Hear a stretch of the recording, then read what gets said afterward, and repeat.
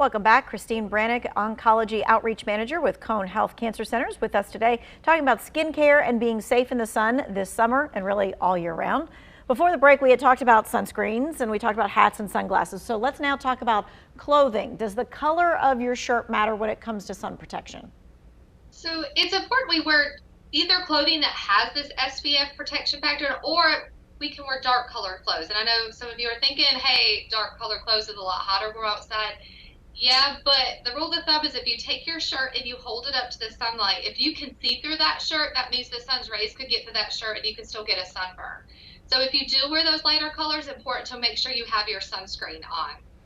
Okay, is it like too much to wear sunscreen and a shirt? No, you can wear sunscreen and the shirt. Is there ever a time when we really have to have that?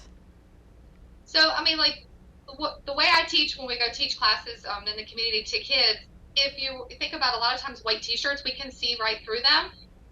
And so it's important that we do wear that sunscreen, because if we don't, there is that potential we could get a sunburn. All right, let's talk about kids, because you know how much they love to put sunscreen on. All right, what kind of recommendations do you have about protecting our kids from the sun? So as you can see the shirt behind me, we do a fun program for kids called Slip, Slop, Slap.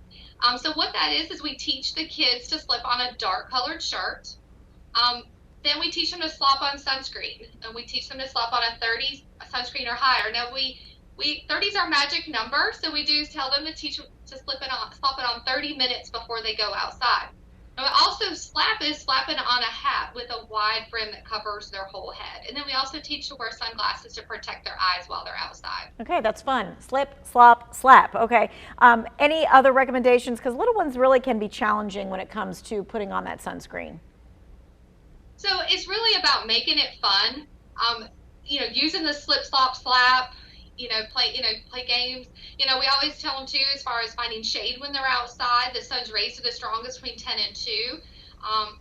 If their shadow is shorter than them, that lets them know the sun's rays are the strongest.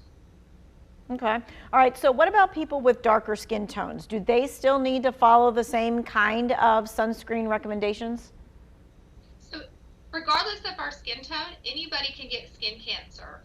So everyone should follow the same guidelines to protect their skin from the sun.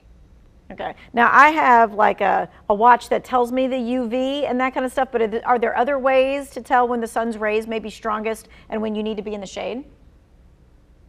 So yes, it's like I mentioned a few minutes ago, if our shadow is shorter than you, that lets us know that the sun's rays are the strongest, or just between 10 and 2 is typically when they are the strongest. Okay, I'm glad you reiterated that, because I missed that. If your shadow is shorter than you, and normally your shadow makes you real tall, makes your legs long and all that kind of stuff. So if it's shorter than you, that's when you need to find the shade. Yeah. Okay. And that's how we make it fun for kids too, because they understand that better than just looking at a watch. Oh, sure, absolutely. Okay. Along with the prevention, the early detection for skincare is also very important. Let's talk a little bit about that. So it is important that we do check our skin. We need to check it every month, and we need to have our doctor check and skin every year to make sure there's not any changes. Some of the things that we want to look for are any changes of size or shape in our mole. A mole should be a perfect round circle. So if we were to notice that we kind of look at the A, B, C, D, E's. So the A is the asymmetry, if one side of that mole is larger than the other. The B is the border, if we notice a jagged border or irregular. The C is the color, if you notice any variations in the color. The D is the diameter, if we notice that mole is bigger than 1/4 of an inch, or a pencil eraser. Or the E is evolving, if we're seeing that change over time. Also, if we have any sores or that are not healing, tend to bleed and crust over repeatedly, those are all things we want to look for when we're checking our skin. Okay, all right. These are all good things, and it's something that you may want to revisit with your family, some of the stuff that we talked about today, because we do have those discussions, I'll call them, at home between kids and parents and spouses and whatever about how much sunscreen we should use. So thank you so much. If you missed anything today, you can head over to our website, WFMYnews2.com, click in the To Your Wellbeing section.